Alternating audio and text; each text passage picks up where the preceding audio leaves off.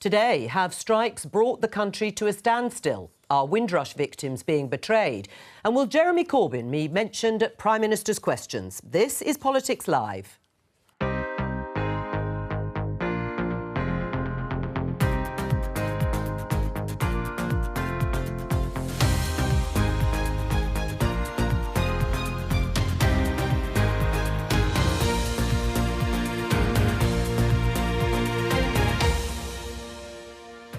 Joining me, Conservative MP Bob Seely, Labour MP Zara Sultana, The Guardian's Aubrey Allegretti and former Conservative political advisor Anita Boateng.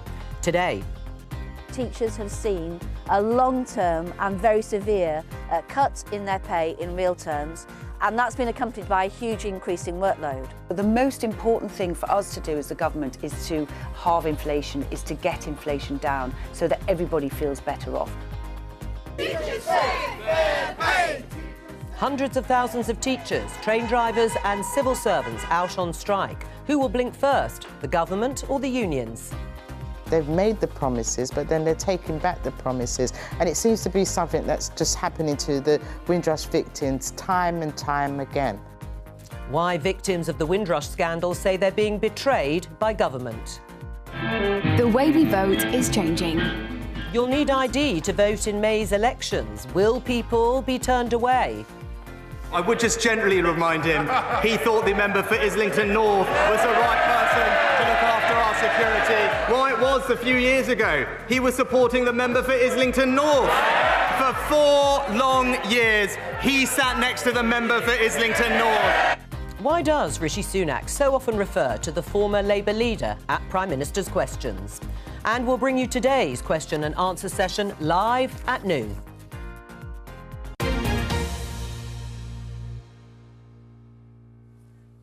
So hundreds of thousands of workers are taking part in what's probably the biggest day of strike action in decades. Teachers and train drivers are among them. Let's have a look at some of the front pages, starting with the Daily Telegraph. Teachers in walkout could still be paid, is their headline. In The Guardian, it's 500,000 to strike as unions warn talks are going backwards. And in The Mail, their headline is a cynical walkout that betrays our children again. We asked the question, or posed it at least in the headlines. I'll put it to the panel now, starting with you, Bob. Who is going to blink first in this dispute, the government or the unions? I'm not going to put it in terms of such confrontational terms. I think it's unhelpful. I think what the government needs to do... Isn't it a reality? What the government needs to do is bring down inflation, as Gillian said. It needs to bring down inflation for everybody. And so we can't have inflation-busting pay rises. When it comes to education and schools specifically, the facts are these. If you're an experienced teacher, the pay offer is 5%. If you are a new teacher, the pay offer is very near the level of inflation at 8.9%. There's also progression pay rises, which could help another 40% of teachers. So they should just accept it? Well, we need to get inflation down for everybody. We've promised to get it down, halve it this year, and after that we need to get it down further, because as Gillian says, getting inflation down makes everybody better off and it becomes less painful for everybody. Zara? So that's what we need to do. Zara? Well, I was at an NEU picket this morning and the teachers there don't want to be on strike. They want to be teaching kids, and them going on strike is a very difficult decision, but they haven't seen their pay increase. It's 13% less than it was when the Tories came into power. With increasing workloads, tension and stress, there's so much pressure on teachers and so many are choosing to leave the profession. So this is a measure of last resort, and they're having to do this because negotiations and conversations with the government haven't succeeded thus far. Aubrey, who is going to blink first? Bob says that's confrontational, but that is the reality here. There's very little movement on either side.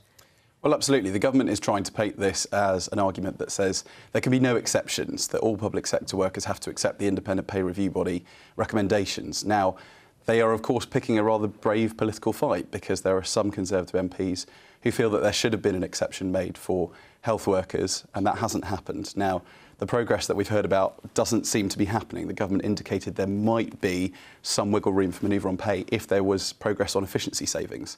But that stonewalling, again, is creating more bad blood between the unions and the government. Is the government going to continue to resist the pressure that's being put upon them on a day of action like this? I think it's a very different proposition to have teachers striking, because that does impact a lot of the workforce, because you have a lot of people that have to stay at home to look after their children. So I think this is one of the first strikes that will be felt very widely across the economy. It's maybe not, it's not going to be revolutionary because a lot of people work from home now.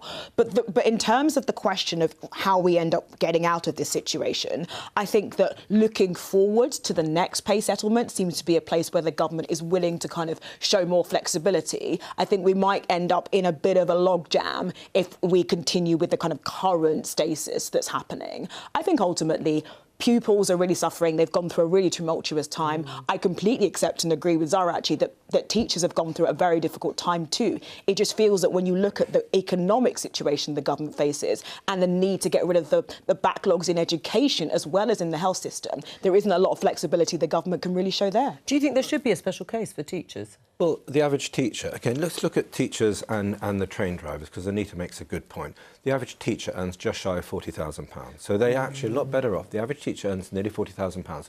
So they're a lot better off than a lot of the parents of the kids they teach. The average train driver earns, depending on overtime, between 60 and 100,000. And actually, at the next election, there's going to be, the politics of this, at the next election, there's going to be a simple choice, that we, on the side of the workers, we want people to get to work. We're bringing in minimum service levels, which will be scrapped by the Labour Party. And the Labour Party have taken 125 million from the unions in the last 10 years. So, of course, they're going to do the unions' bidding. Trade union donations are the cleanest money in politics, and if every Tory MP declared their second jobs, donations from oil and gas, billionaires and all sorts of other vested interests, I don't think we'd get through many debates in Parliament if they were just declaring their interests.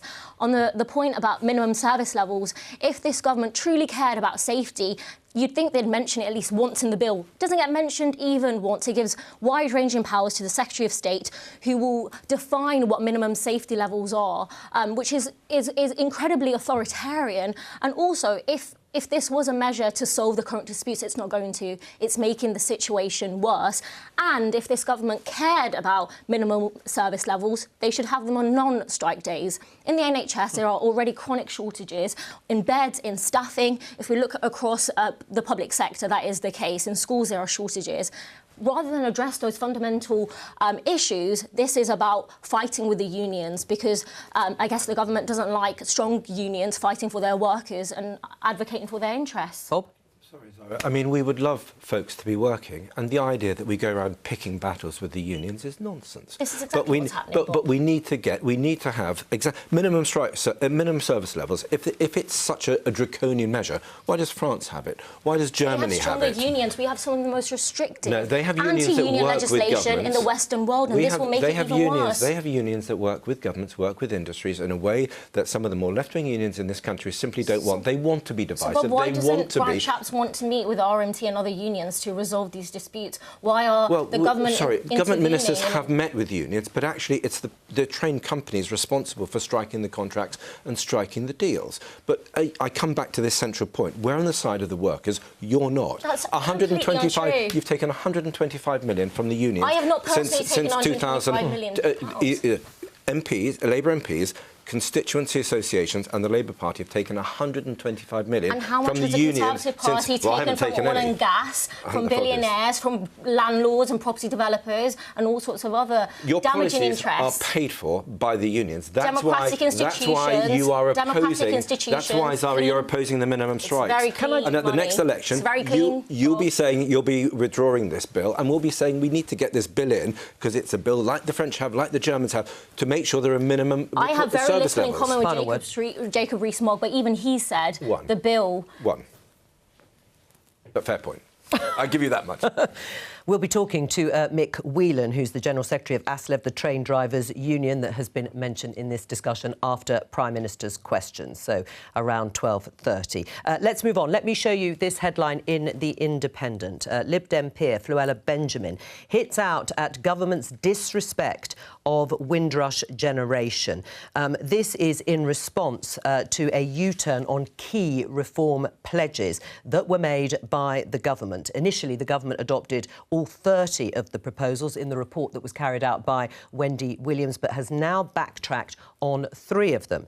That's to establish a Migrants Commissioner, to increase the powers of the Independent Chief Inspector of Borders and Immigration, and hold reconciliation events. Is that the right decision, Bob? OK, I didn't, because I'm needed to find out more about this. I spoke to the Home Office SPADs this morning. Special advisors. Sorry, I do apologise. We don't want to use acronyms for special advisors. And what they say is that out of the 30 recommendations made, 21 were effectively dealt with by last March. 60, and so we're working on another 9 that were still outstanding. Let me just make the point. £64 million has been paid out in compensation. When it comes to those 3 issues, the civil servants' advice, it's not a political... The politicians aren't doing this off their own bat. The officials' advice, the advice from the civil servants, is that the 3 items, including reconciliation events, are not necessarily best done by government, although some 200 such events have already taken place. Although, interestingly, the government did accept everything at the beginning. It did, but it's now, based on the civil servants' own advice, those 3 items are best dealt with by by bits apart from the government.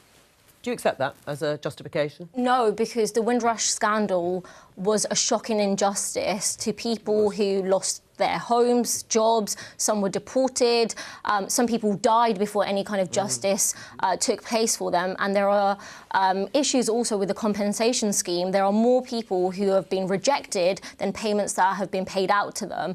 And then when we look at the government, when it deals with scandals like this, it apologises, says it's going to look into recommendations and implement them, and then turns around and doesn't do that. The same with the second job scandal and even with Grenfell as well. Right, well, I mean, just sticking with this, is this a bit of an own goal by the Home Office? Well, I think when I remember reading the 30 recommendations from Wendy Williams when they came out, and I've got to say the reconciliation events was the one that I kind of went, ooh, those will need to be handled carefully, because I think that sometimes... But does that mean they're wrong? Well, community outreach is really important, and it seems from the written statement from the Home Secretary that there have been a lot of these community engagement events. I just think they need to be carefully done. So I can see a world in which you may end up not doing those in the exact same form as recommended, but you bring something that keeps the spirit of that. The question, though, of external scrutiny is the other 2 recommendations, where I think perhaps, I mean, it's always challenging when you have and you create these new bodies or with increased powers to scrutinise, but that may end up serving and adding to some element of integrity. So I'll be interested to see how the Home Office kind of navigates that question, where I think there is probably more questions. I mean, there is a sense of betrayal.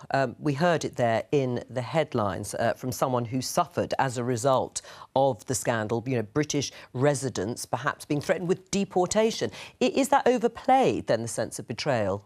Well, I think what Bob was talking about was very interesting. If there are perfectly reasonable reasons why in the last few years the advice has changed from officials about why to do this... Last few months. Last few months, then it would be more helpful to explain why that change has taken place, because it's not a case of just kind of the Home Office making a decision. You need to bring people with you and realise the damage that was done, explain that so that they still have confidence, even though these recommendations they were told were coming into effect aren't. I completely agree. Look, I agree absolutely with Zara says. This is an awful series of events, and actually really shameful. Government has committed to putting it right. By last March, we had already fulfilled 2/3 of the recommendations. We were working on the last 9. You're absolutely right, Anita, about the reconciliation. Actually, if government was doing the reconciliation itself, you can guarantee people would say they don't trust the process because it's being handled by the Home Office, so they would want somebody independent doing it. So actually, a lot of this is being... on those 3 changes, which have happened in the last few months, Aubrey, then I think this is it's very understandable why this is being done, and it's probably being done to give it greater credibility. This is why I got on the phone this morning before coming on the programme, because I wanted to know for myself why we were not putting in those 3. So it's not a question of reneging on them. Actually, there are better ways of achieving a reconciliation process, and there have already been 200 outreach meetings, so it's not as if none have happened. Well, do you accept that things might have changed, that this might be a more productive way of actually meeting some of the commitments that are being made? I think it's really important to centre the victims of the scandal, and like the interview we heard, where they're not happy happy with what is happening through the Home Office. I think it's important to platform those and listen to those concerns and move forward with the Home Office listening to those. But Zara, if the Home Office ran the reconciliation meetings themselves, I can well imagine, with the best will in the world, you will turn around and say the Home Office shouldn't be doing that because the Home Office was part of the problem. So what we're trying to do is say, actually, the Home Office may not be the best person, that actually independent groups, NGOs, may be a better bet to lead a process that's got credibility. So that, for me, that's what I'm reading into this decision. Anyway. But what about the external scrutiny, as Anita sees it? Why are those two being involved? I don't know. I mean, I tried to get as much steer and information from the Home Office this morning, and I focused on the reconciliation stuff because that seemed to be absolutely the most important, because that was a very public-facing aspect, that people need to have their stories heard, they need to be listened to, and actually, for me, probably the Home Office, because it was part of the problem, is not necessarily the organisation that should be leading this process. All right. When voters in England and Wales go to the polls in the May elections this year, they're going to be required for the first time to bring proof of ID. The Electoral Commission has been pushing an information campaign to make sure that voters are actually aware of the new requirement. However, this headline in The Guardian underlines a potential issue. Only 10,000 people in Great Britain have applied for government-issued voter ID. We can have a look here also at the list of ID that will be acceptable. You can see the long list there. People will need that, otherwise they will be turned away when they come to vote. Why do we need this, Bob, particularly? I mean, what's the evidence of widespread electoral fraud? Well, I think there's a very, very simple principle behind this, and it's one that personally, Jo, I completely support. That if you're going to vote, voting is one of the most important things that we do in this country. Yes. And to make sure our system remains clean and remains credible, it is perfectly acceptable to ask people to produce ID when voting. In the same way that if you look young enough, and sadly those days are past for me, if you're going to go and have a drink and you go into the pub and you may be asked for proof of age, you take ID to a pub. You take ID when you're going abroad. It's a perfectly reasonable move. By the government's own declarations, only 6 cases of electoral ballot fraud took place at the last general election. So this... Provable. This policy is incredibly harmful for nearly 2 million people who don't possess photo ID, while the government has introduced measures. Less than 0.5% of the people that need photo ID have got that voluntary ID certification. And if we look at the list of ID that's acceptable, there's discrepancies between an Oyster card for someone who's over 60 and a young person's Oyster card. If we look at an older person's bus pass, but not a young person's bus pass and rail pass. So there seems to be unfairness in the way some of this identification will be acceptable. But also, this is straight out of the Republicans' handbook from the US. It makes it harder to vote, and it's the people who are already underrepresented who are going to be disproportionately hit by this. Do you agree with that, Anita? No, and I think the politicisation of this issue just honestly is really damaging to politics in general.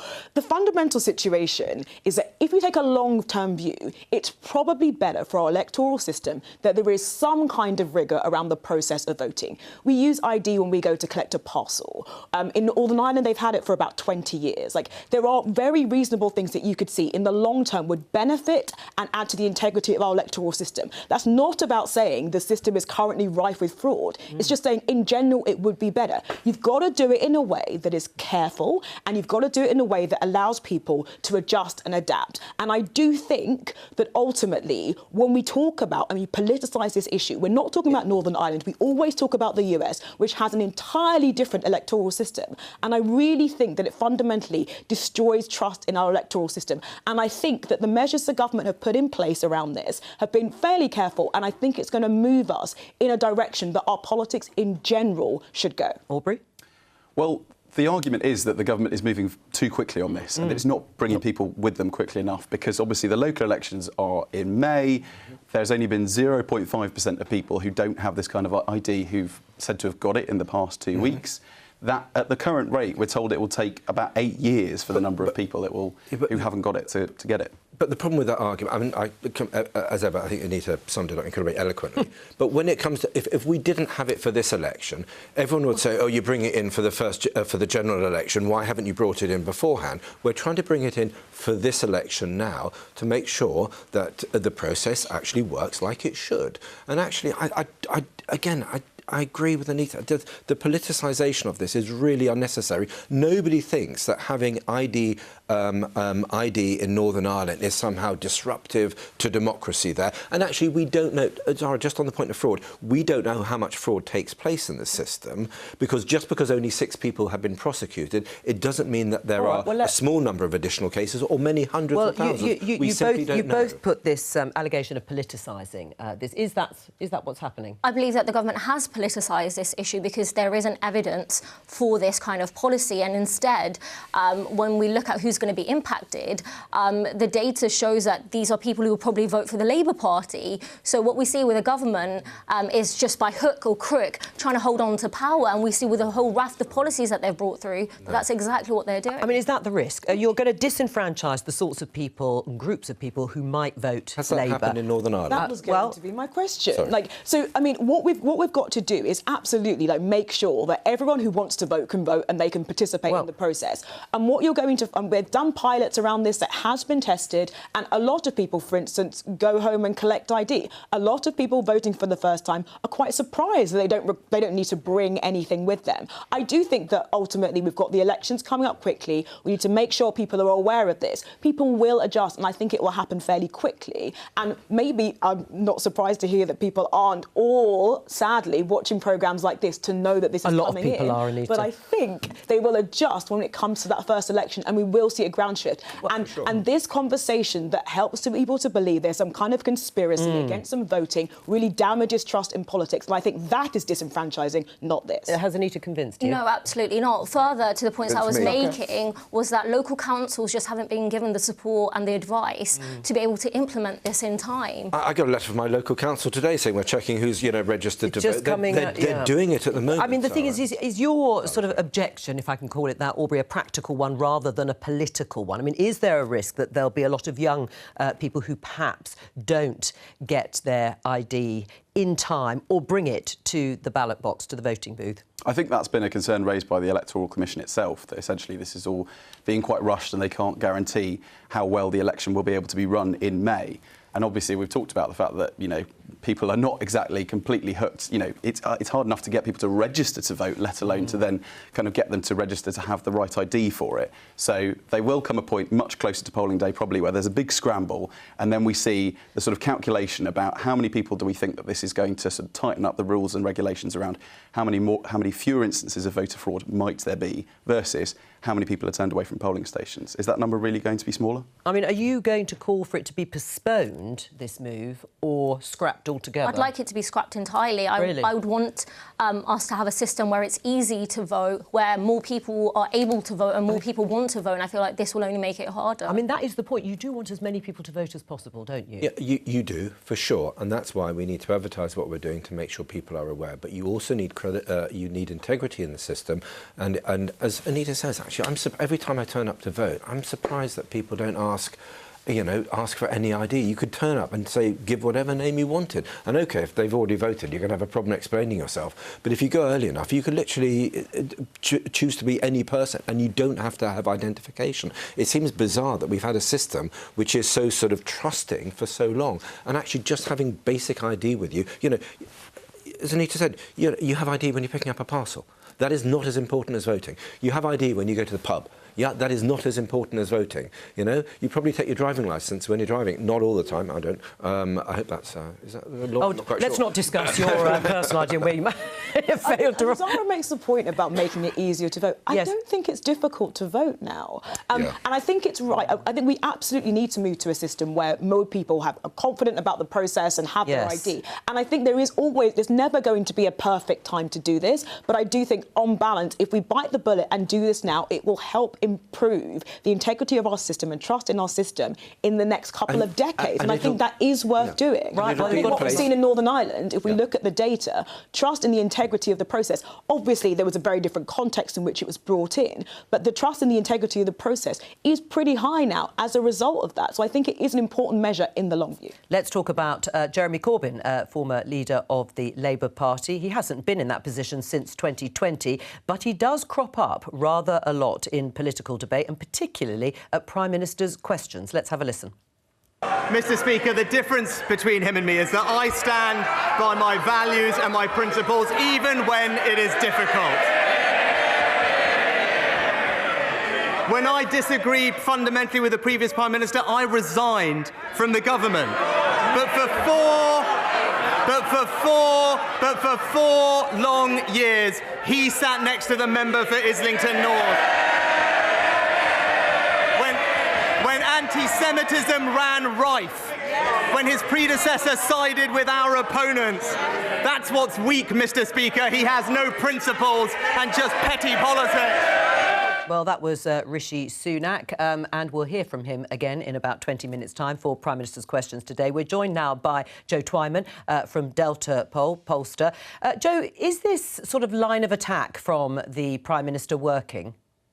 Well, the fact that Labour are, in some polls, more than 20 points ahead suggests it's probably not. But at the same time, you can, from a certain point of view, understand why the Conservatives are pushing this. In the words of the great philosopher John Bon Jovi, you live for that fight when it's all that you've got. There is a lot of evidence to show that Labour are consistently ahead when it comes to all of the major issues when given the choice between Labour and Conservatives. And so what can you go for? Well, you can go for the historical damage that Jeremy Corbyn did to the popularity of Labour and his performance at the last election, and you can try and tie Keir Starmer to that. The difficulty is that it doesn't really wash with voters. Nearly two-thirds of Labour voters believe that Jeremy Corbyn is not as good as Keir Starmer. They believe that Keir Starmer is better. Only around about 1 in 10 believe that it's Jeremy Corbyn who is the better leader of the two. And so this is an attempt, I think, to as I say, tie Keir Starmer to an unpopular figure who remains unpopular in the country as a whole. But at the same time, I think it's an attempt to create a sort of division and perhaps a sign of disunity within Labour, and perhaps to poke certain sections of the party in the hope that they will respond in a way that is helpful to the Conservatives. Bob, it's not working. Well, I'm not so sure about that, and I do think it's important to remind people. And I think there's a very simple principle here, that Keir Starmer stood alongside and supported Jeremy Corbyn's leadership when Jeremy Corbyn was anti-NATO, was making excuses for Putin's poisoning in Salisbury, when Corbyn was coming out with a whole host of hard-left Marxist policies, including being almost pro-Brexit. I mean, it's one sensible thing he's come out with. So, and I do think it's useful to remind people of that Starmer was very happy to sit with this Marxist former leader of the Labour Party. So it's very difficult for Starmer to say now, oh, I'm pro-NATO and I'm sort of pro-this and I'm pro-that, when he was happy not to be under a previous leadership. Zara? I think it's quite embarrassing when Rishi Sunak keeps bringing up Jeremy Corbyn's name.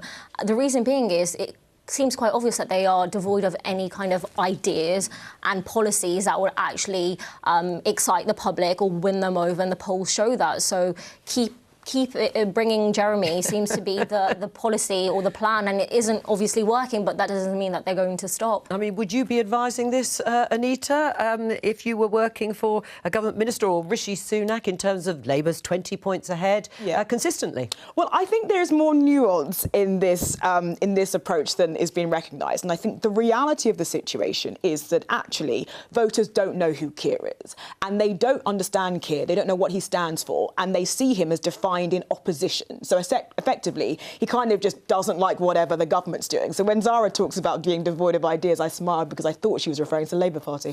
And I think that actually the fact that they don't know who he is means that they're casting around for what is he like? Who does he remind me of? And he certainly doesn't remind the voters of Blair, right? This is not a 1997 moment. And so the last leader was Corbyn. He supported Corbyn. So Keir, is he a bit like Corbyn? And I think there is a big weakness here that Labour is failing to recognise, in that their leader has no identity and people don't know what he believes and they don't know his vision. And I think that is a bruise that Rishi can keep pressing on. Aubrey?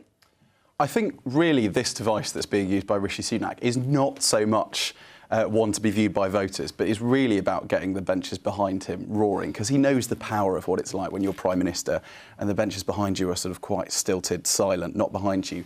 Using Jeremy Corbyn's name gives all the Conservatives the same sort of stick to hit, to sort of hit. But does Keir Starmer need to be worried about the legacy of Jeremy Corbyn in the way Anita is sort of painting? I think the Conservatives will probably bring it up the closer we get to the next general election. But don't forget that Jeremy Corbyn isn't in the Labour Party anymore, or at least isn't in the PLP. He won't probably be allowed to stand again if he doesn't get the whip back. So at that point, Keir Starmer can say quite win as an independent, for sure. Well, just to correct Aubrey, he is a member of the Labour Party. Yes, but he's not a Labour MP and he's sitting as an independent. Yes. Would you like to see him stand again as a Labour Jeremy MP? is a Labour Party member. The local Labour Party in Islington North want him to be their candidate. They should be able to vote for him to be their candidate, and he should be able to run in Islington North. We talked to him yesterday, and he said he obviously wants to get back to be a Labour MP, but Keir Starmer has pretty well said the door is closed. I think that's a shame, because the local Labour Party really want Jeremy, the local constituency really want Jeremy to be their MP, and we shouldn't be in this situation, and he should be able to run. Right. I mean, Jo, he is still there. Jo Twyman, in terms of people knowing who Keir Starmer is, as Anita was saying, is that a bigger problem? Well, to a degree. At the time of the last Conservative leadership battle, we ran questions asking people who they could identify if they passed various different people on the street, and it was Jeremy Corbyn who very slightly was just ahead of Keir Starmer for Labour, but his figures actually were round about the same figures that they were for Liz Truss and Rishi Sunak at that time. It is true to say that Keir Starmer has perhaps not had as much cut through as you would expect for an opposition leader by this time in their leadership, but the circumstances have been very unusual. And of course, for the first couple of years, really, that Keir Starmer was leader, the news was completely dominated by COVID, and so the opportunities for getting in front of the camera were rather limited. I think this year is really the year for both Rishi Sunak and Keir Starmer to get their policies across, to get their personalities across, and to say to the electorate, this is who I am and this is what I stand for. Because I would say any criticism of Keir Starmer, that he's not well known or that he doesn't have particularly clear policies, is equally true in the eyes of the voters for Rishi Sunak. Right. I mean, would you agree that Keir Starmer's transformed the Labour Party, though, since Jeremy Corbyn, Bob? Oh, he certainly moved it forward, and he's a decent enough character. I just don't think he's going to come across well in comparison to Rishi. But when it comes to the point, OK, I agree with Aubrey to the extent that actually this is about there's a bit of Westminster politics here about cheering up the backbenchers. The nearer we get to the next election, I think we're probably going to be moving away from just saying you're trying to remind people of Jeremy Corbyn's disastrous leadership. And I think there are going to be many more significant things that will be attacking the Labour Party over, such as the fact that they think they have difficulty defining what a woman is, such as the fact that they're going to be on the side of strikers and not people trying to earn a living. So I do think there are going to be much more salient points the closer we get to the election. So to that extent, I agree with what Aubrey's saying about the fact that this is to cheer up the backbenchers, and there's a certain element there. But it also, I think, niggles the Labour. Well, let Zara respond, particularly on the policies that were just listed there by Bob. Well, if we look before 2019, which was a polarising election around Brexit, if we look at 2017, the policies that the Labour Party had, well, we won our biggest vote share since 1945 and deprived the Tories of a majority. Those were policies that are still popular today. Pay rises for key workers and public sector workers, nationalising our utilities, bringing back Royal Mail into public ownership. All of those policies are still very, very popular. But a lot of them Keir Starmer is not going to propose in the next manifesto. I mean, we can see that. I know you hope he does, but The Guardian says here Keir Starmer and Labour left to face off over manifesto plans. You mentioned a few of the proposals, like nationalising utilities, the abolition of tuition fees and a wealth tax. Are you prepared to do battle with Keir Starmer over these issues? It's my job as a Labour MP to advocate for those policies that I believe in, so absolutely, making the case is what I will do. I mean, Aubrey, are they going to have a chance, people like Zara, of persuading Keir Starmer and Rachel Reeves to retain some of these policies? Well, it's quite interesting what Jo was talking about in terms of voters not exactly knowing what Keir Starmer is and what he stands for. And that can be a benefit as well, because it's helpful for him to be able to pivot to sort of fill things close to the election. He can't be boxed in and sort of say, well, you said this in the past. That is, of course, different when you compare what he pledged during the leadership campaign. And that's where the Conservatives and some sort of people on the Labour left are keenest to draw the biggest parallels between what he said then and what he's saying now. Absolutely no way. I'm so sorry, Aubrey. Like, the reality of the situation is voting for a party that haven't been in power for a long time is a gamble. Yeah. And what you want to do is mitigate that risk as much as possible. Well, and you going in as someone who said one thing during the leadership contest, is now doing a different thing, is battling with Zaras of the world about whether or not they're going to nationalise, that is the thing that makes voters nervous. I mean, and if the economy is not in a strong position, then I think you get into a situation that could be very gnarly. On Rishi, you're Prime Minister, you have many more opportunities to make an impression with the public than leader of the opposition. So I think Keir Starmer should be far more nervous about what focus groups are saying right now. Hang on, Aubrey, what were you going to say about Rishi Sunak? I was just going to say that Rishi Sunak himself, during the summer leadership campaign, has also pivoted to drop a lot of the pledges that he made. So it's not as though it's something that voters can't stand and abhor. I'm just saying that there is space over the next 2 years for Labour to be able to pivot into sort of ground wherever they want to. Yeah, but Aubrey, you've actually got to agree on policies, and that is still a fundamental problem for the Labour Party. Yeah, that you have a left the Conservative Party we don't want to go down this route. Policies when it comes to issues like tax since Boris Johnson, Liz Truss and Rishi Sunak. Voters understand the context has changed. Yeah. Voters understand what happened with the Truss government, and they see Rishi Sunak as cleaning up a lot of the things that happened as a result of Truss's leadership. So well, I think they're quite mature. Well, as Anita mentions, the clean-up process, as she calls it, of Rishi Sunak following Liz Truss. Jo Twyman, this headline I'm just showing everybody in the Times: Tories can win if the whole party is hungry for it. This was written by former Conservative Party leader William Hague. Do you agree with that? Or do you think actually there is a case of mass fatigue with the Conservative Party and actually a malaise amongst Tory MPs who would like to see tax cuts? Well, if the last 8 years have taught us anything in British politics, it's that anything can happen. And so can the Conservatives win at the next election? Yes, they can. If you look at in historical terms, the swing that would be needed by Labour at the next election is up there with 1997. And that size of swing is not achieved very often. And also there's issues with Scotland and Labour not being able to win as many seats there as they did in 97. So by historical terms, it is quite a task still ahead of Keir Starmer and the Labour Party. But having said that, it's never been the case that a party has come from behind on leadership ratings and from behind on who's best on the economy to win the most seats at a general election. And at the moment, the Conservatives are behind on both by some distance. And also, it appears at the moment that the more people find out about Rishi Sunak, the more that he is exposed to the electorate, the less they like him. His ratings are starting to fall, and that's a problem for the Conservatives as well. But I think what we will hear more of is what we heard from Bob Seeley just a few moments ago, which is attacks on things that could be divisive for Labour. And so trans rights is an example of the kind of subject that Labour could, if you like, grab defeat from the jaws of victory over by having a massive internal argument that uses up a lot of their time and resources and makes them come across to the general public as out of touch, as divided, and as not ready for government. And so I think we can see the Conservatives, I think we will see the Conservatives over the next few months attempting to change the very poor economic expectations that people have at the moment in the hope of improving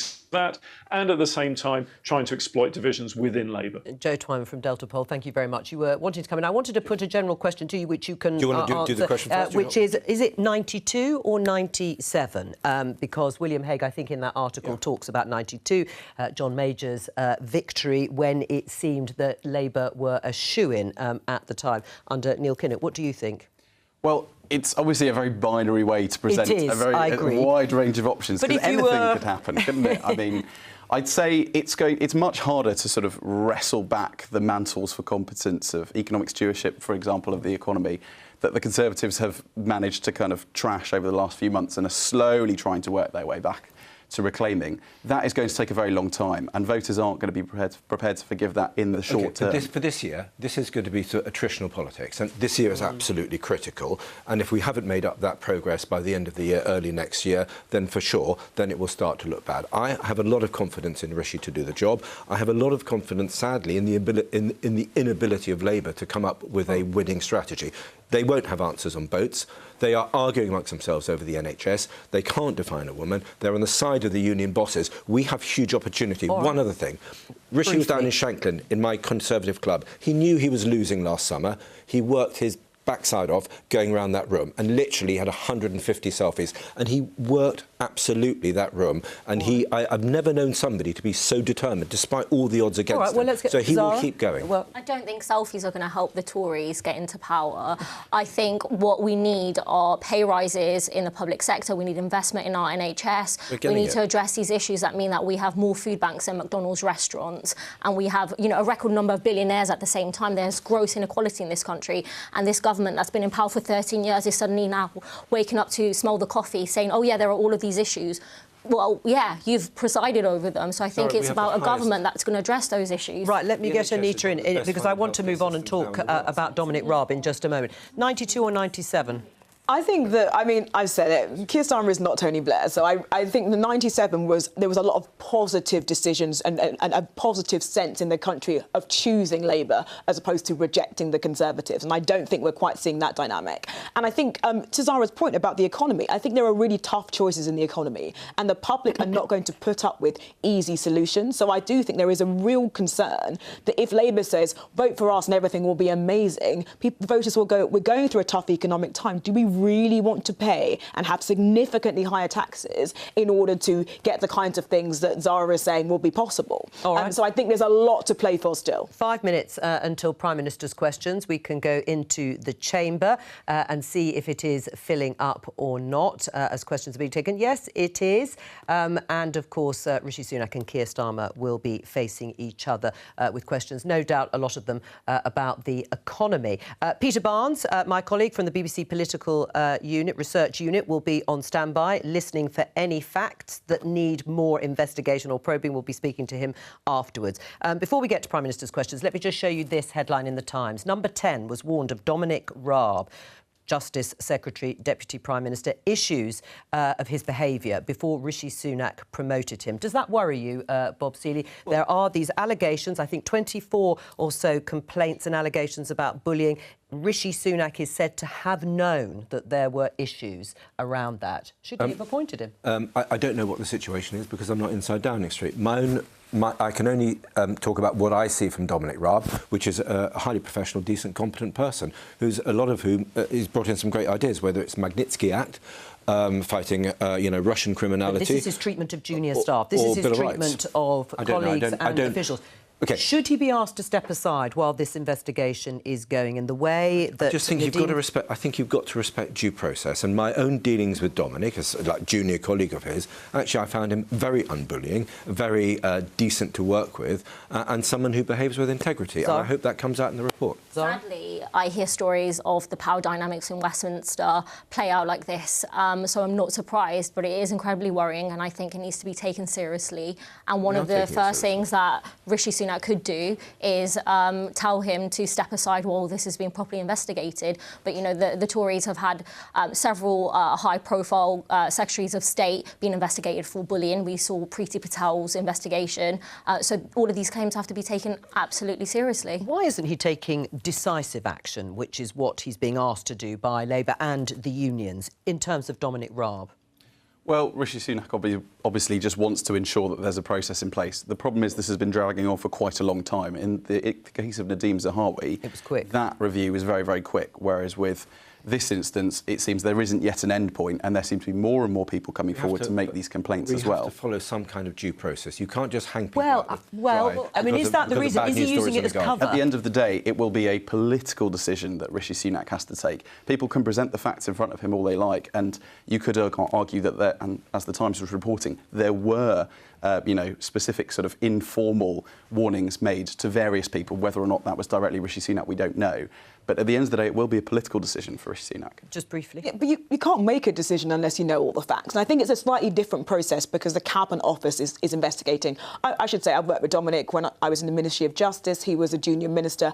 I didn't see these kinds of instances. So I think it is really important that every complaint is looked into properly. 24 of them takes a little bit of time. And so I think we should wait to see what happens. And I think Sunak being committed to that is a good thing for the party. Sure. Just briefly to move on to Ukraine, because Boris Johnson, former Prime Minister, was talking to Fox News. Let's have a listen. Every time we've said that it would be a mistake to give such and such an item of weaponry, we end up doing it, and it ends up being the right thing for Ukraine. I remember being told that it was the wrong idea to give them the anti-tank shoulder-launched missiles. Actually, they were indispensable, and the United States, under Donald Trump, gave them the Javelins as well. They were indispensable. Do you think the UK should send fighter planes, Bob? I wish Boris, when he was Foreign Secretary and Prime Minister, had actually armed the Ukrainians then. It was great that we armed them. What a shame that we only did it 3 weeks beforehand, because a lot of us were calling it before then. When it comes to fighters, probably not at the moment, because, again, it's a little bit too escalatory for the moment. And secondly, it's going to take 6 months to train the folks up on them. Much better we make sure that the Ukrainians get the infantry fighting vehicles and the tanks, the artillery systems and the air defence, and we should focus on getting that right. Let's go for Prime Minister's questions. When you're ready, Mr Davis, we'll start. Kirsty Blackman. Here. Question 1, Mr Speaker. Here. Prime Minister. Mr Speaker, I know the whole House will want to join me in sending condolences to the First Minister of Wales on the death of his wife, Claire. I know from the warmth of the tributes made how much she will be missed. Mr Speaker, this morning I had meetings with ministerial colleagues and others. In addition to my duties in this House, I shall have further such meetings later today. Kirsty Black. Here. As the Prime Minister reaches 100 days in office this week, having pledged a government...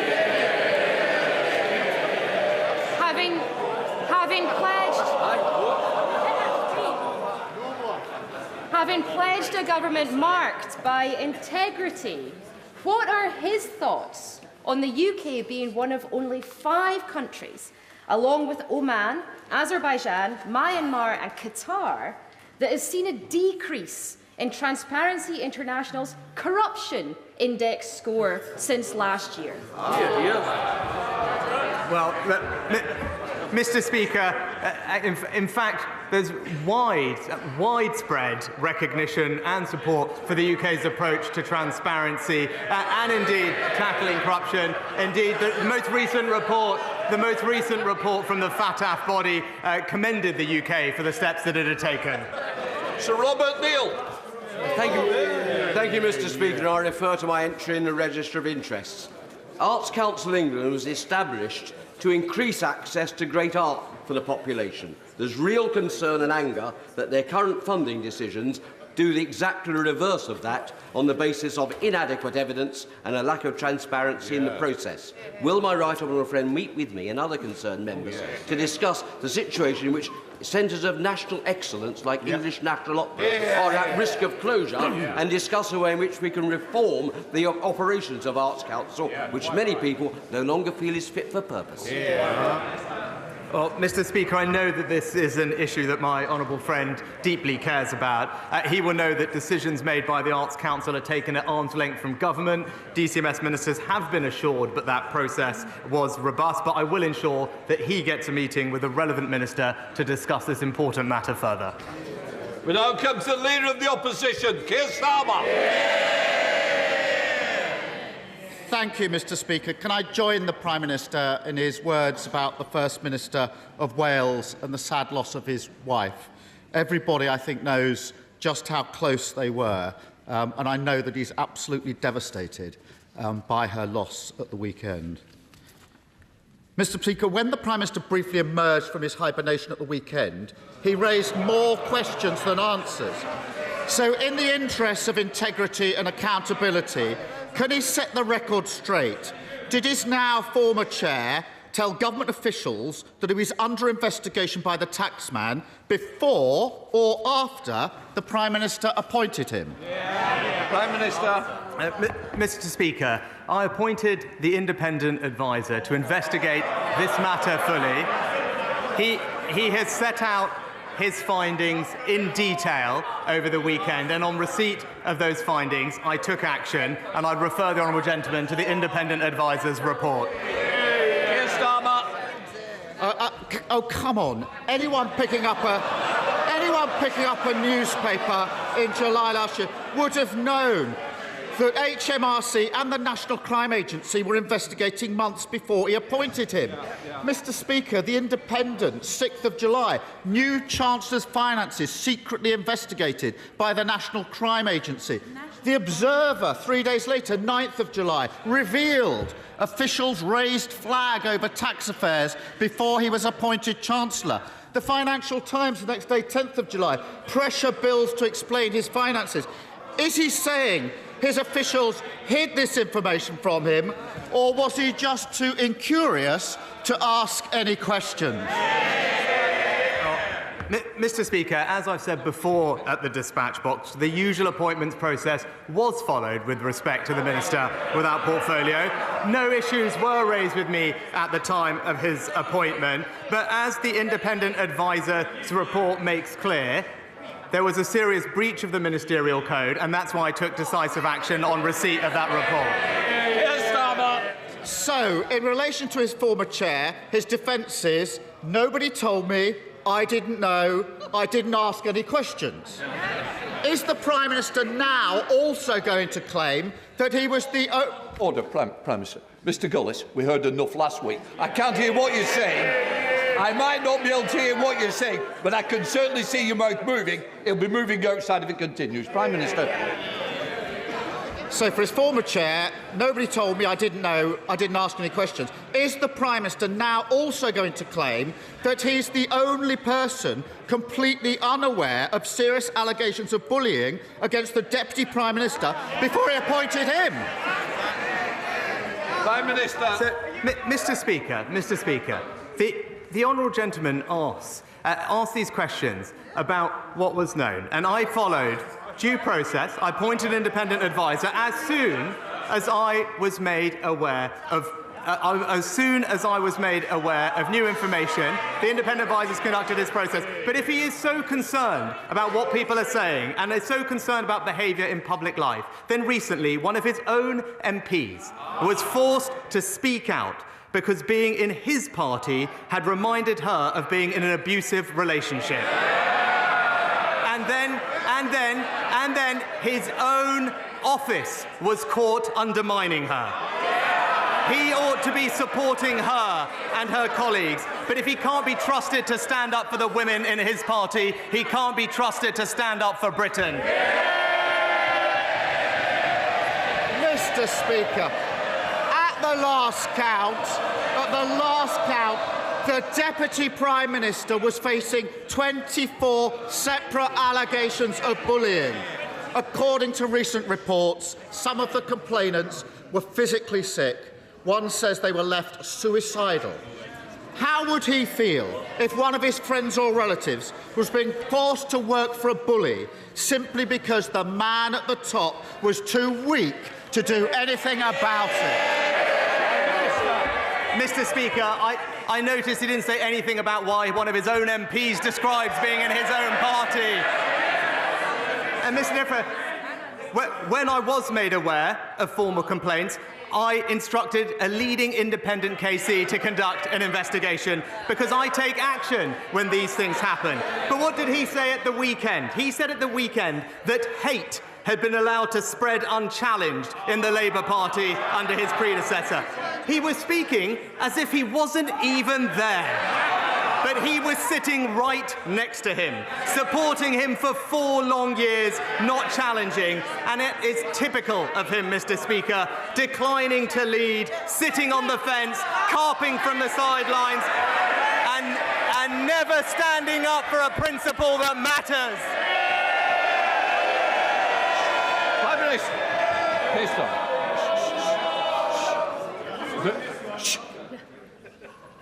I want to hear both sides, and I'm not going to be interrupted by either side. And I'm particularly looking for people who want to continue this, because we will sort it out today. Keir Starmer. Speaker, he's just like one of his predecessors who treated questions about conduct as something to brush off, who thought that ducking responsibility was a perfectly reasonable response for a Prime Minister. At least in fairness, his predecessor didn't go around pretending he was a paragon of integrity and accountability. But on that subject, was it a coincidence that the two people who arranged an £800,000 line of credit for the former Prime Minister were both shortlisted for plum jobs at the BBC and the British Council? Prime Minister. Mr. Speaker, as we addressed previously, the appointments process for the BBC chairman is rigorous, it's transparent, it's set out in a public code of conduct, and indeed, was fully supported not just by an expert panel members, but also by the cross-party DCMS Select Committee, including where Labour members described the appointment as impressive. But Mr. Speaker, back this week in terms of what is actually happening to the people of this country, he voted this week with the unions to oppose minimum safety levels. He voted with Just Stop Oil to water down the public order bill.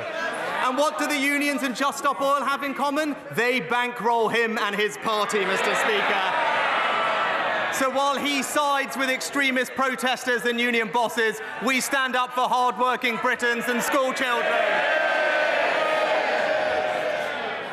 After 13 years in power, trying to blame the Labour Party for his failure to sort out the strikes it's rank pathetic. The Tory party's addiction to sleaze and scandal has done huge damage to this country, and the cost to the public keeps adding up. We've got a justice system letting murderers walk the streets, heart attack victims waiting hours for an ambulance, an economy that's shrinking quicker than his leadership. And even I couldn't quite believe it when I saw that his government is expecting taxpayers to pay the legal fees for the member for Uxbridge defending himself over his lockdown rule breaking. £250,000. Surely even this Prime Minister can put his foot down, stand up to his old boss and tell him he made the mess, he can pick up the bill. Mr. Speaker, he can't stand up to his union bosses. He can't stand up for Britain's school children today. And he can't stand up for the women in his party, Mr. Speaker. We're getting on, we're halving inflation, we're growing the economy, we're reducing debt, we're cutting waiting lists, and we're stopping the boat. While he can't even figure out what he believes in, we'll keep delivering for Britain. Thank you very much, Mr. Speaker. Would my right honourable friend agree with me that the integrated care boards must prioritise more access to new GP services, especially in places like South Derbyshire, where new housing estates are being built at the fastest rate in England, and in particular on the new brownfield development of Drakelow?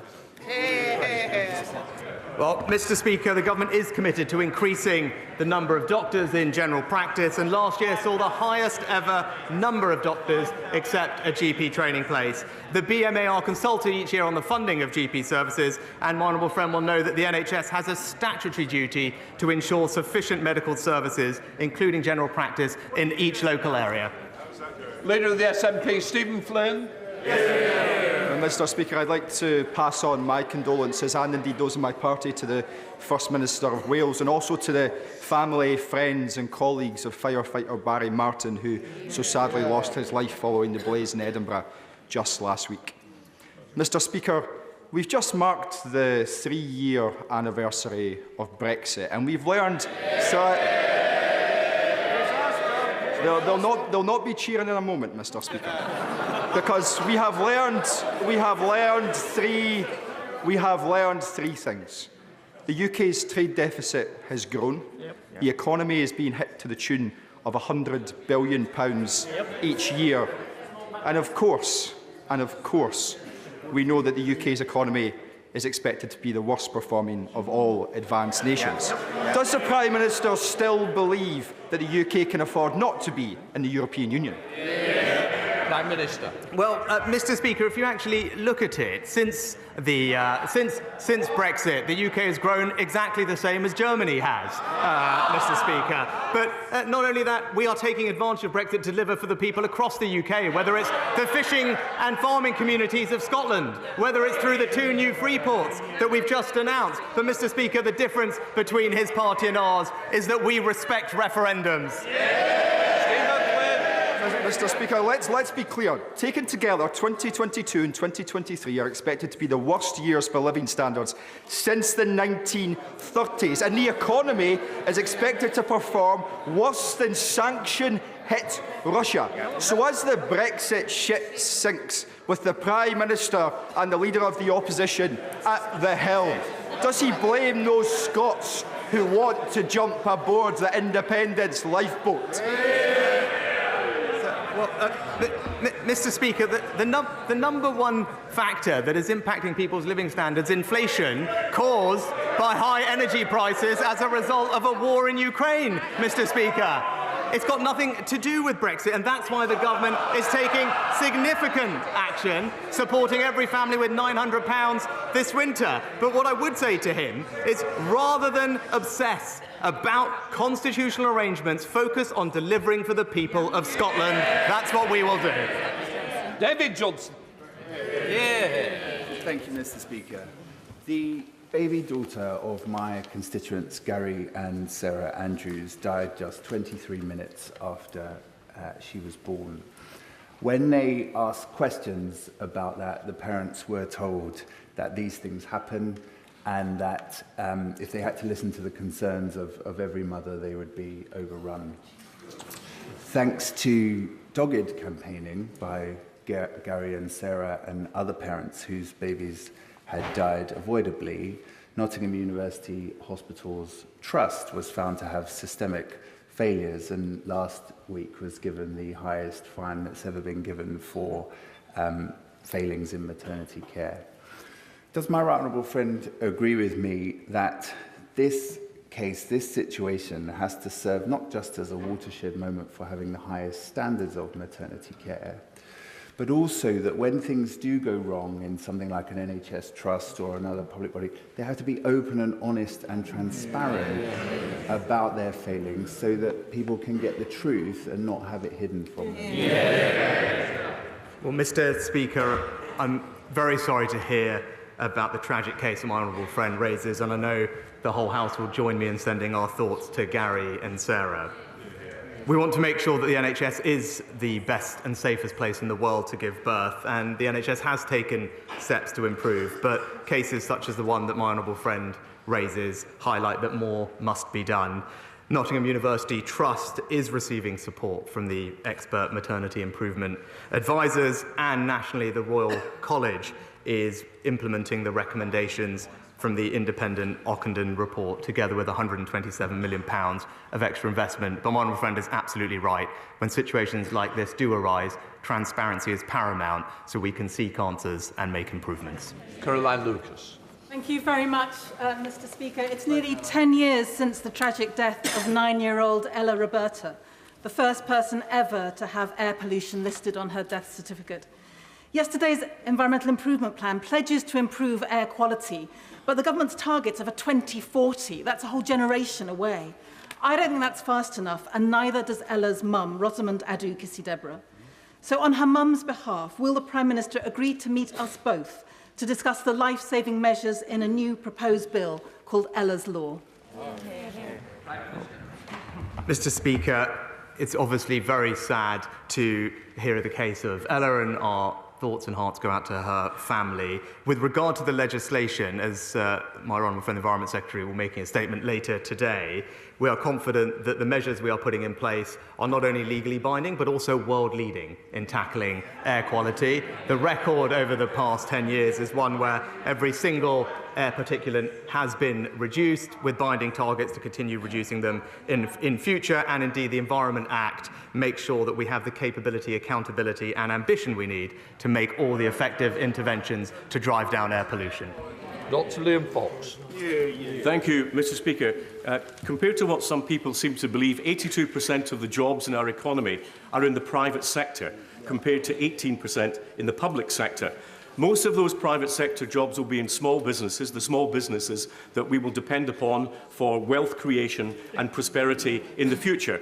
Will my right honourable friend consider bringing in a small business test across government so that every regulation we produce, every bit of legislation we produce will help, not hinder, small businesses? And does he share my ambition that every white van man and woman and every white coat tech worker in this country will regard the Conservative Party as their natural champions?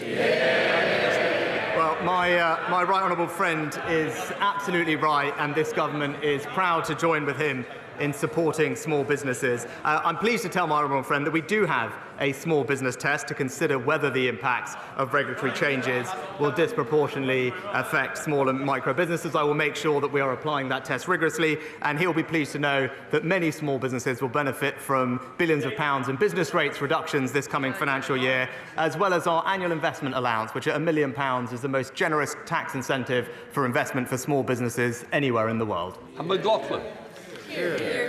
Mr. Speaker, this morning, just 2 hours ago, I launched the APPG on prepayment meters. I did so because most people on these meters are on very low incomes, and yet they pay more per unit of energy than the Prime Minister does. They pay higher daily standing charges than the Prime Minister. They're automatically disconnected from their energy supply the second they run out of money. And perversely, right now, record numbers of people are being forced onto them by the energy companies.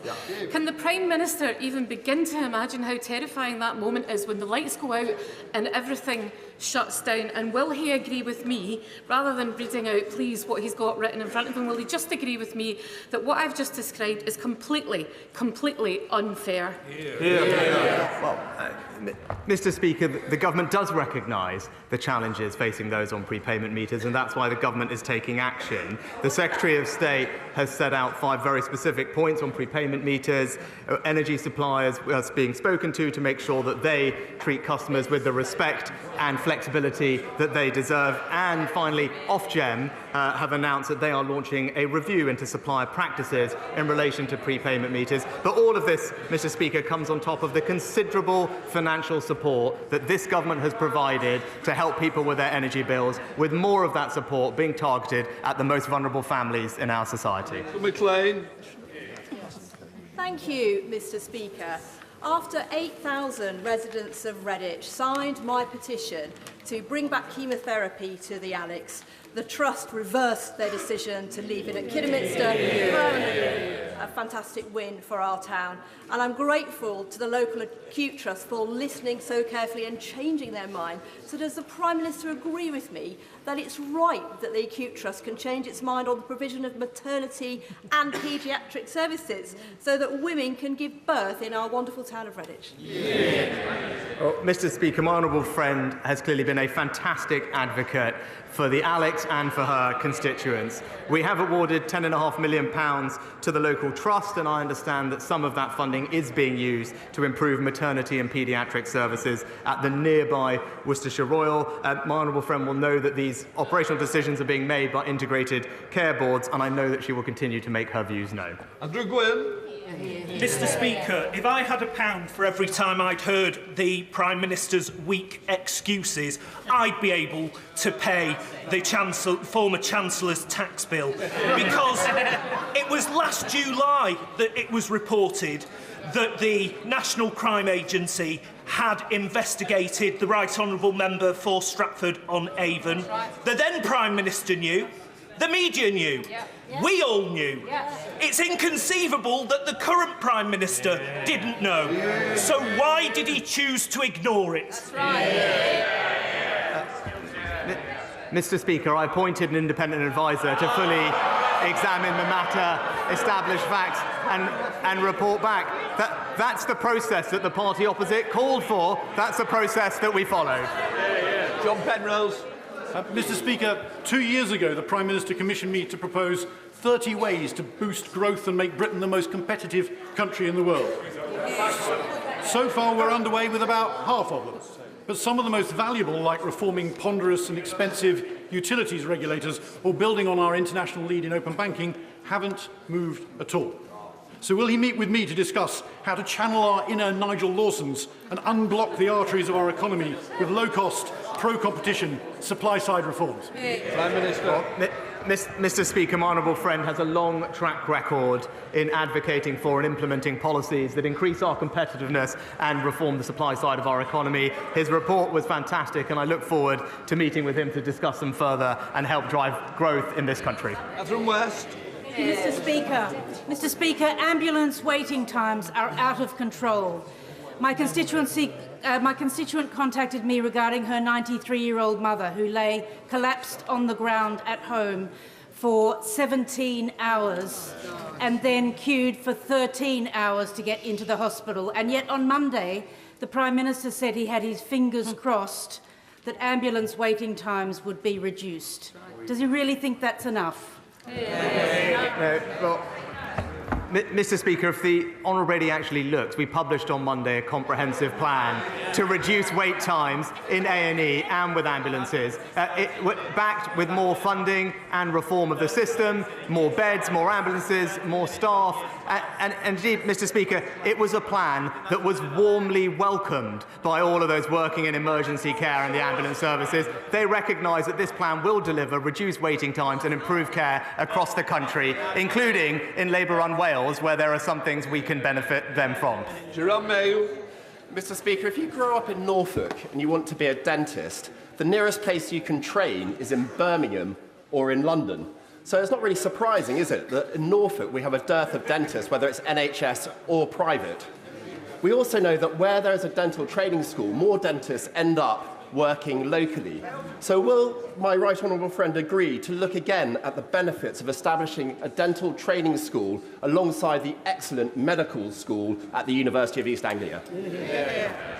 Well, Mr. Speaker, my honourable friend will know that there are around 400 dentists with NHS activity in Norfolk and Waveney. But he's right, the Centres of Dental Development build on the existing local infrastructure to help retain and recruit dentists. And I would advise him to encourage his local integrated care board to look at proposals for one of those centres in his area. Mary Kelly Ford. Thank you, Mr. Speaker. The Prime Minister once said that he didn't have any working class friends. So we may not be aware that today 500,000 hard-working people are on strike, including in his own constituency. Tory Britain isn't working. Is the Prime Minister going to get a grip and negotiate with working people, or does he intend being remembered as the PM who silenced and sacked hard-working nurses, paramedics, teachers, rail workers and firefighters in a cost-of-living crisis? Well, Mr. Speaker, when it comes to teachers, we've actually given teachers the highest pay rise in 30 years. It includes a 9% pay rise for newly qualified teachers and record investment in their training and development. I am clear that our children's education is precious and they deserve to be in school today being taught. And actually the party opposite would do well to say that the strikes are wrong and we should be backing our school children. Dr. Neil Hudson. Thank you, Mr. Speaker. Sadly, suicide is the biggest killer of young people under 35 in the UK. My constituent, Andy Airy, along with Tim Owen and Mike Palmer, are the three dads walking. Andy, Tim and Mike each tragically lost their precious daughters, Sophie, Emily and Beth, to suicide, and have campaigned tirelessly through charity walking for suicide awareness and prevention to be included in the school curriculum. I've been humbled to support them, including joining them on their UK walk as they came through Penrith, with their petition, which is due for parliamentary debate on the 13th of March, and with my early day motion, which has support from right across the House. Would the Prime Minister join me in paying tribute to the three dads?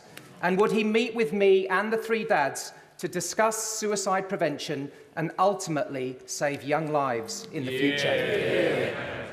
Well, Mr. Speaker, of course I pay tribute to Andy, Tim and Mike, especially for channeling their own personal tragedies into such positive action to prevent this happening to other families. That is inspiring and they deserve enormous credit.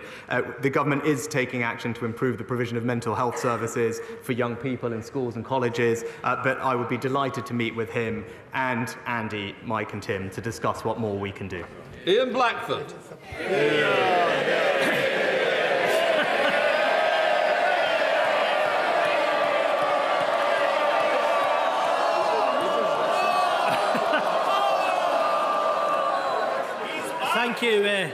Thank you, Mr. Speaker, and thank you for that welcome. Ordinary people didn't need to hear an IMF forecast to understand that the UK economy is the worst performer amongst the leading nations in the world. They live with it every day. People know their energy bills are through the roof.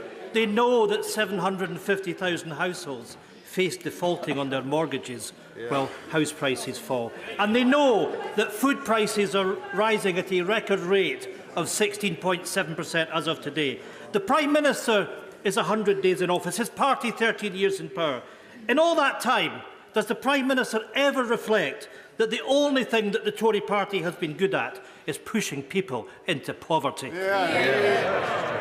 Oh, Mr. Speaker, it is wonderful to hear from the right honourable gentleman, and I'd love to see him in his place. What I would say is that we're continuing to deliver for people across the UK, including and in Scotland. He mentioned poverty. Poverty today, lower than when the Conservatives first came into office. Inequality, lower than when the Conservatives first came into office. And the number of people in low pay, the lowest on record. Thank you, Mr. Speaker. Today in my constituency there is a great sense of shock and disbelief following last night's horrific dog attack that killed a 4-year-old girl. The police investigation is still going on and it wouldn't be appropriate to speculate on the circumstances. But it would mean a great deal if, on behalf of the House, the Prime Minister could send our condolences to the family and to the community, and to thank the emergency services for dealing with the situation with their customary compassion and professionalism. Prime Minister. Well, I thank my honourable friend and send my condolences, and I'm sure the whole House's condolences, to the girl's family and the community after this horrific incident. And I join him in thanking the emergency services. They have responded rapidly and professionally, and I know that my honourable friend himself will be supporting them and his constituents during this difficult time. Christine Jardine. Thank you very much, Mr. Deputy Speaker. This past weekend...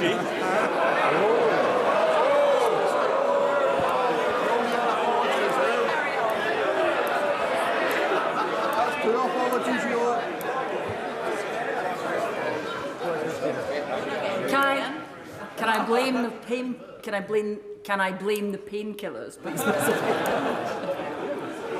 Apologies, Mr. Speaker, and thank you. This past weekend, I visited a charity which was hosting an exhibition in my constituency about metastatic breast cancer, which claims 31 lives each day in the United Kingdom.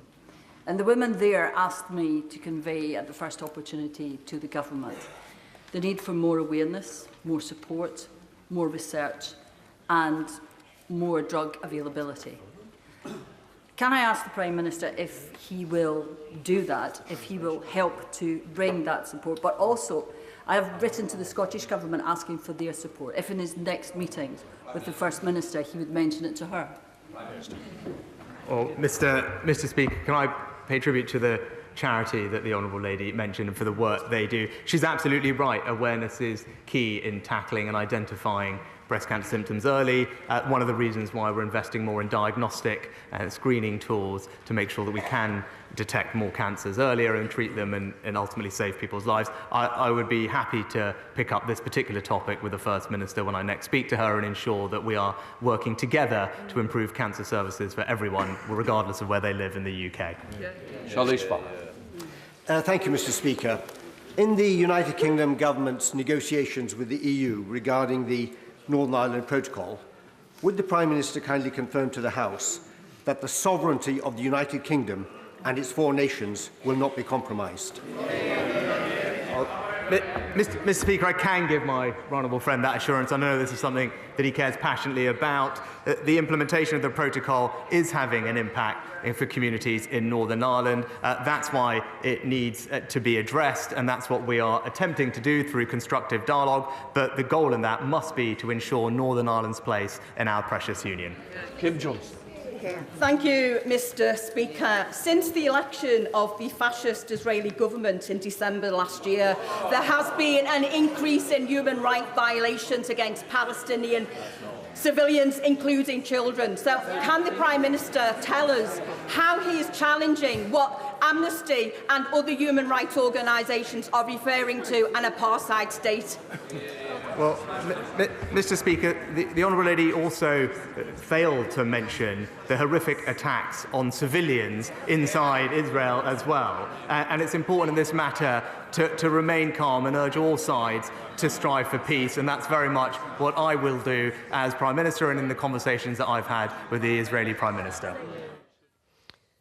That brings us almost, I think, to the end of this session of Prime Minister's Questions. Let me introduce our guests for this part of the programme. For the Government, Claire Coutinho, Minister for Children, Thangam Debonair for Labour, Shadow Leader of the House of Commons, and Nick Eardley, the BBC's Chief Political Correspondent. And, as I said, in a few minutes' time, we will be welcoming Mick Whelan, General Secretary of ASLEF, the Train Drivers' Union. Welcome to all of you, though, first of all. Lively exchanges, Nick, between Keir Starmer and Rishi Sunak. Keir Starmer, the Labour leader, deciding to focus his entire fire on the fate, to some extent, of first Nadeem Zahawi. What and when did the Prime Minister know about issues around his tax affairs? He has now been sacked.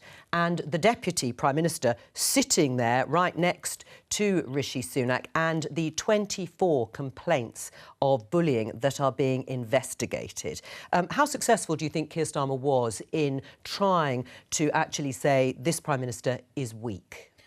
Well, look, I think it's an issue that Rishi Sunak is struggling to get away from.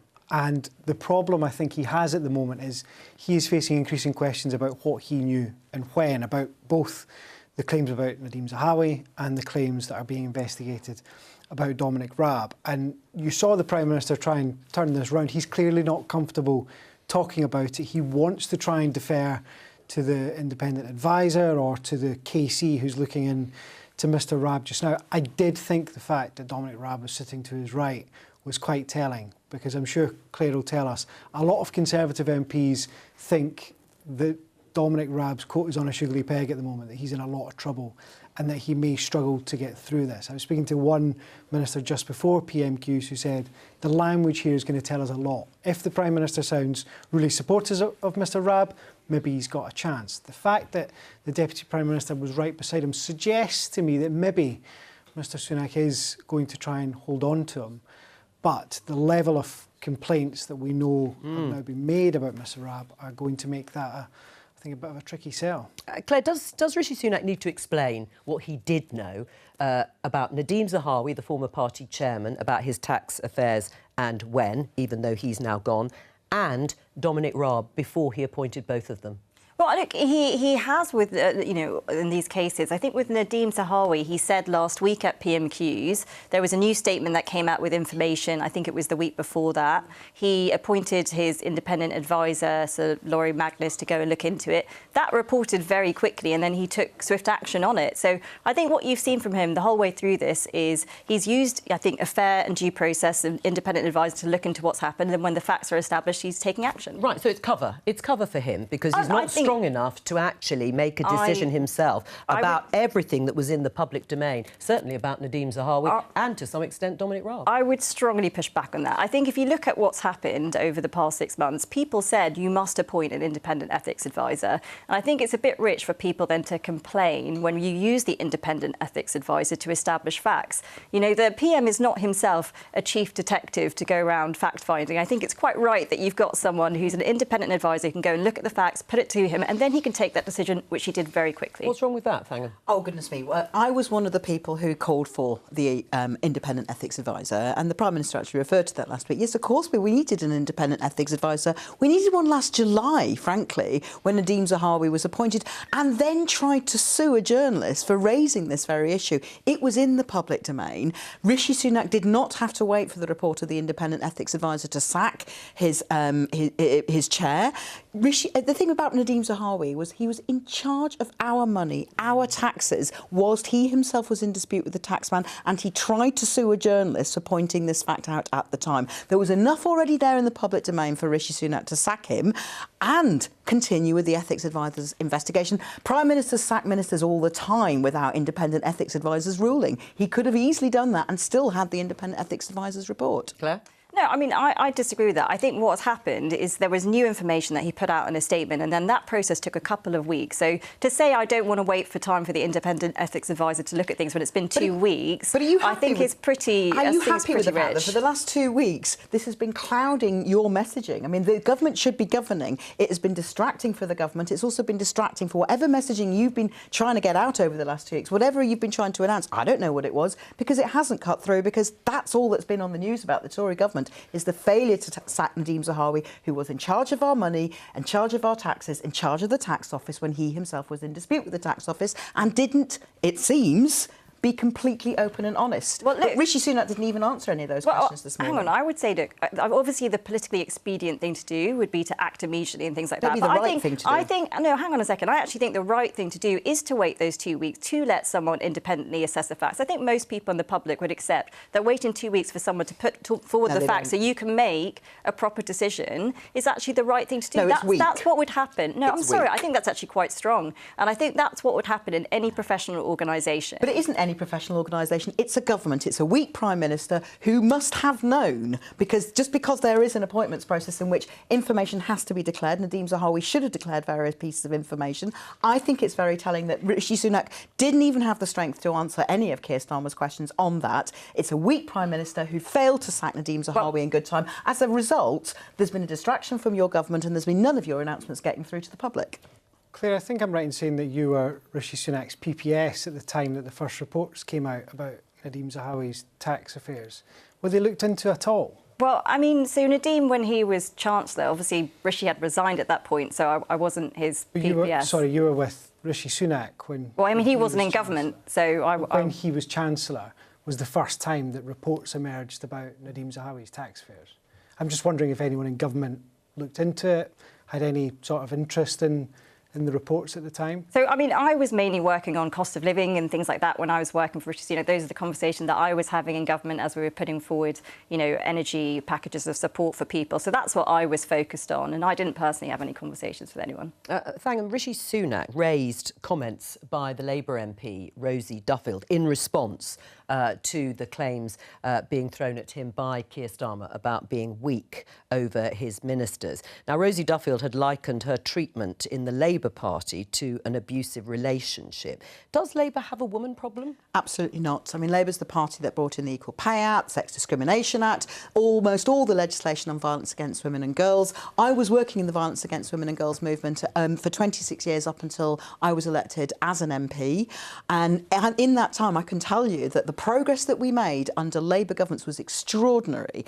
And what I also learnt in that time was what Keir Starmer was like. He was Director of Public Prosecutions while I was working at various violence against women and girls organisations, and I saw the leadership stance that he took.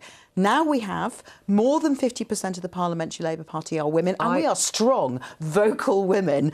Up with nonsense we will not put. No. And we are really supportive of each other and of women across differences. It must be extremely upsetting and uncomfortable for you, as one of the women that you have described, to have Rosie Duffield, your colleague, giving that pretty emotional interview, this in response to the debate about the Gender Recognition Reform Bill in Scotland, to which the government has decided to block, where she says, I feel now, after 6 years of being cold-shouldered by the Labour Party, these are her views being put forward in a gender-critical way, conjures memories of how I felt in that abusive relationship that she's talked about in the Commons. I don't know why Rosie has chosen those words. I can't answer for Rosie, but I do know that the atmosphere in the Women's PLP is supportive. We work with each other, we listen to each other across difference, and that's the atmosphere that Keir has also led from the front on instilling in the entire Labour Party, that we try and work with difficult issues.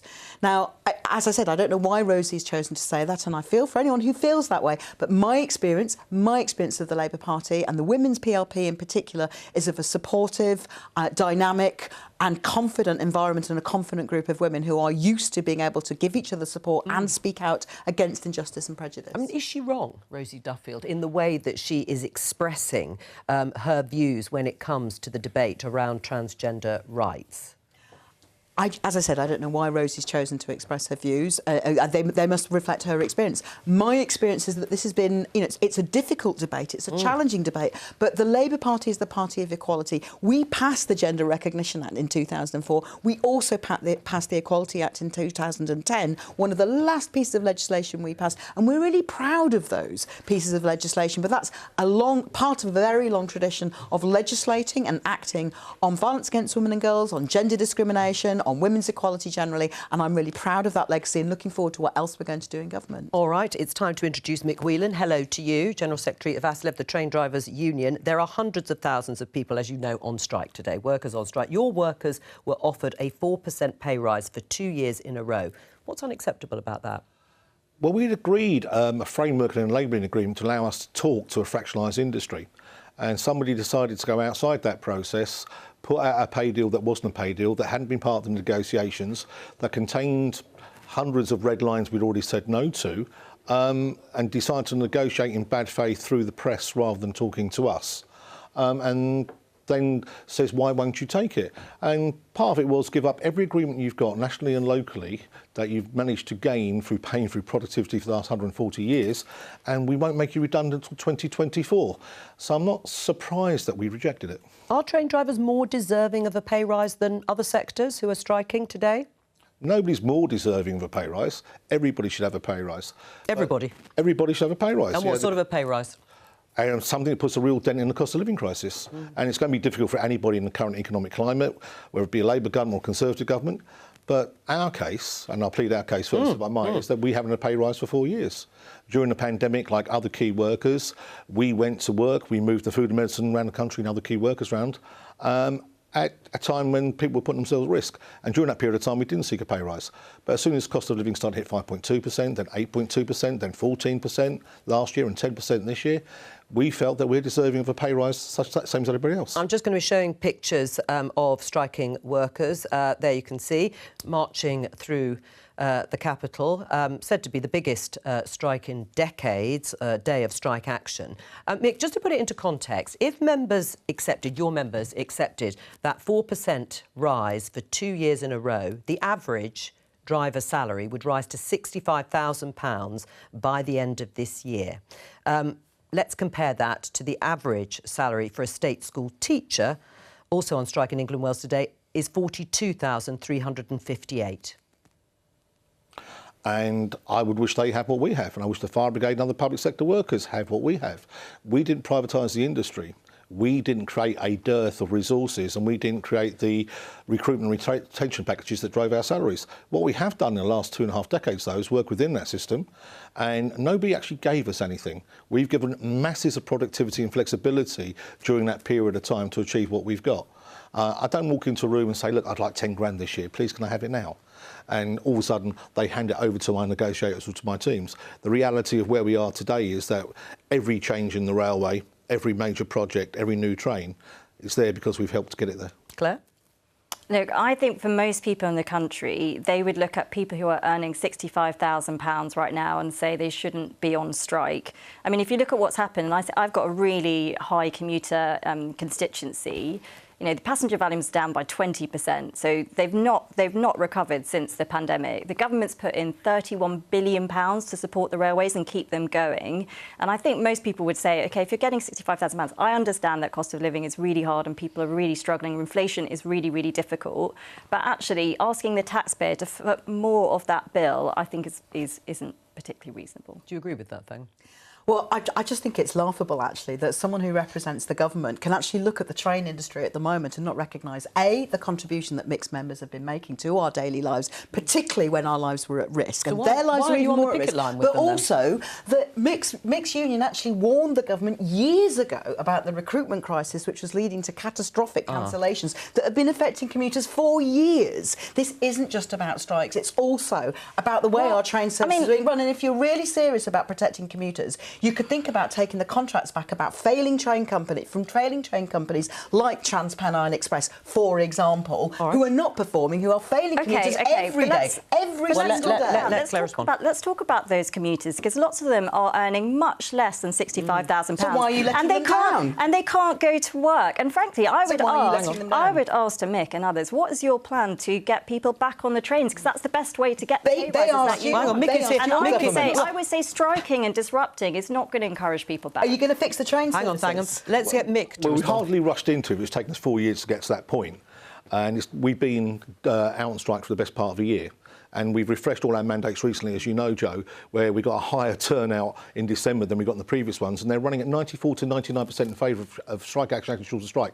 Is it fair, though, that the earnings of the average train driver at £65,000 will far outstrip the average earning of working people? No, it isn't. And we need to do something about that. And we need to do something about what people earn. And in a week in which we've just seen that food inflation has gone to 16.3%, we know that the energy price hasn't come back down in line with the cost of energy at this moment in time. We know that there's 4 million people possibly going to default their mortgage. We know there's 14 million people in poverty. We know there's 1.5 million destitution. We know we've got cities now with malnutrition after 12 years of a Tory government. And how do you pay for it all? Well, how we pay for it is that if we could have that awful Trustnomics weekend and waste £74 billion, if we can spend £38 billion on track and trace, many of the things that we can find money for, but we can't find it for. And let's talk about how income works, disposable income. You know, we look at economics and, strange enough, rich people don't spend their money, but ordinary people do. But a lot of people will think train drivers are rich on £65,000. Well, I tell you, when you give me £65,000, and if it's in your gift, Joe, that'd be great. But it was 4% and 4%, which is actually a 20% pay cut, right? Right, but on the principle, when you talk about rich people, who are you talking about? What sort of earnings are you talking about? It was only 3 prime ministers ago, and it seems such a short time ago, that he was talking about high-skilled, high-paid workers, Mr Johnson. But then the only high-skilled, high-paid workers that we have in the country then apparently bankers who can have their salary cap and their bonus cap lifted, or directors. Well, that doesn't cost the taxpayer. But can also make another point, just for the public who may not quite understand the rail industry. We don't work for the government. We don't work for the DfT or the Treasury. We work for 15 private companies who are declaring profits and paying shareholder dividends. Is it not right then that the workers in those companies get some sort of share of that? Nick? Mick, the Chancellor seems to think that if he puts your members' pay up by inflation and education union members up by inflation and nurses and everyone else up by inflation, that will make inflation worse and it will bake in some of the challenges that the economy has just now. Do you accept that point? I accept that, but also I accept the fact that it would be inflationary to give those pay rises. But let's put it into context then, shall we? So we've got massive rampant inflation at the moment, and the top 350 FTSE companies, their profitability went up by 73%. The workers didn't get a share of that. They didn't do that. Wage inflation currently isn't fueling inflation. But the counter-argument to those inflationary measures is that most of that money then comes back in direct and indirect taxation. So even at the lowest level, people pay 25% income tax. My people would pay 40%. Then you pay your national insurance, and then you pay VAT and all those other things. So you generate jobs, you generate for the local economy, and you actually get money out into the economy that gets people, strange enough, back on trains and into hospitality. Would you like to see politicians like Thangham, Debonair on the picket line with your striking workers? You know, I'm on record of saying that, so I won't mislead people. We've had over 160 Labour MPs on our picket line. Keir has chosen that the shadow cabinet shouldn't go on the picket line, and that's his decision. Will you accept his invitation? Well, as Mick said, Keir has said that the shadow cabinet, and I'll tell you why Keir wants us to stay focused on our jobs, is because the best thing we can do for working people, for trade unions, is to get into government and make sure that in that first 100 days, which we have pledged to do, is to bring forward our employment bill, which will give working people better rights, it will enhance trade union rights, it will help make it less likely that mixed members would have to go on strike in future. But I also invite Claire to have a look at the notice boards, the departures coming out of Leeds, coming out of Manchester Piccadilly on a non-strike day. Look how many trains are being cancelled every single day, and your government's doing nothing about that. So if you really care about commuters, take back control of those contracts, sort out those train companies, and make sure that that's also something that you bake into your pronouncements about commuters. Just briefly, Mick Whelan is on Labour's ruling National Executive. People will put, as Rishi Sunak suggested, that Mick Whelan is running or helping run the Labour Party. But we have a democratic party and we have representatives of our affiliates, including our trade union members. I'm a trade union member. It's right that we have that, but we're also fully accountable. We make transparent decisions and we will have lively debates from time to time. By Rishi Sunak. I don't think so at all. I think a huge amount of the Labour Party, as Sangam has said, get funded by the unions. And I think actually, as politicians, we should look at all of our constituents and we should make a fair, I think, and reasonable assessment. And I don't think it is fair and reasonable to say that if you're on £65,000, which, by the way, is a lot more than most of our constituents are on, that we completely support that the rest of the taxpayers who earn less than you should be putting more money than the £31 billion we just put in the last 2 years into paying extra salaries. Right, and it's not just about pay, it's about working conditions, isn't it, Mick? I mean, are you ever going to accept changes or reforms on things like voluntary weekend working? Right, so we went to 11 and 12-hour days. Under various what they call driver restructuring deals in the mid-90s. We went to minimum breaks. We did away with all the mileage allowances that made us more productive, and that was what generated our pay and where we are. The idea that we should be forced to work our days off, it has to be voluntary. Now, if somebody, if there's a rationale for it, well, nobody else in the country is forced to work their day off unless there's an economic reason for it, I imagine. But also on top of it, we now can't have any commitment to overtime or Sundays or weekends. Yeah, but trains do run at the weekends, don't they, and on a Sunday? No, the real risk now with the new slavery bill and the indenture under the minimum safety levels is that we could also be forced to come in on our days off because we haven't seen the legislation yet. Well, when you say being forced, you make it sound like you're almost sort of slaves in that sense, being forced to work on a Sunday. Trains run at the weekends. People do expect a train service on a Sunday. Why should it be kept as voluntary? Well, we called and have called for the last 2 decades for all performance-driven services to be part of the working week. And we've got no problem with Sundays being part of the working week. It's our policy. What people don't want to do is to pay for the number of train drivers required to run a 7-day service, and then those that are there to work their time off. That's not the same thing. Nick? Mick, I've been speaking to government for weeks and weeks and weeks about how this is all brought to an end. Is there any prospect of a deal anytime soon? Because a lot of people at home will just want to know, are the trains going to get back to normal? Well, strangely, if I'd like my life to get back to normal, I'd rather be coming on here and talking to you about the green agenda, electrification of the railways, moving mass passengers and mass freight, regenerating agree to a deal, then. Right, and we'll reach a deal when someone offers me one. Giving up every agreement you have, right, for a paltry 4% and 4%, right, isn't the solution. Doing that deal in public and operating in bad faith sets talks back. We are now back into talks next week with the industry, but we are further behind where we were than when we started 12 months ago because of the actions of the employers, right, supported by the government who did this to us. So if you want to talk about the bad actors in this, I can do that all day. How long will this go on then? It'll go on to my members say they've had enough. So that could be all year? Well, I hope to retire in 3 years. Thanks for that. Well, that gives us something to work towards. Mick Whelan, thank you very much. We're going to move on to something that was raised at Prime Minister's questions, and this was about the economic cost of Brexit. 3 years on, yesterday, we were celebrating or commemorating, whichever way you want to look at it, Brexit 3 years on. Let's talk to Peter Barnes, who was looking at the figures that were brought up from our political research unit. Peter. Yes, so this was a question raised by Stephen Flynn, the leader of the SNP in Westminster, and he said that, according to figures, Brexit is costing the UK economy £100 billion a year, and that's based on some analysis that came out yesterday from Bloomberg Economics. And he also pointed to the IMF report from yesterday, which suggested that the UK was going to be the slowest growing of the major economies this year, So compared to all the other bigger countries in the world, we're going to have the worst economic performance this year, according to the IMF.